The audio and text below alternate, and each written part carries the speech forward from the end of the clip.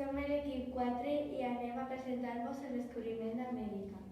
Se denomina descobriment d'Amèrica l'esdeveniment històric de 12 d'octubre de 1492, consistent en l'arribada a Amèrica d'una expedició dirigida per Cristòfor Colom per mandat dels reis catòlics Isabel de Castella i Ferran d'Aragó.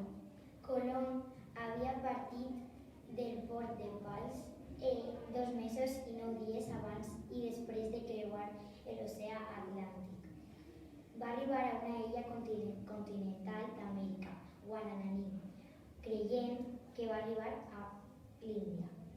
Aquest fet és un dels moments fonamentals de la història universal i havien evolucionat independentment des del poblament d'Amèrica.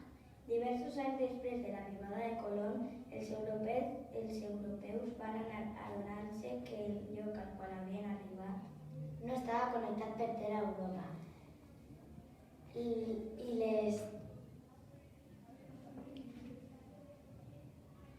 la resta de la terra, coneguda com s'esperava de l'Índia, sinó que es tractava d'un altre continent.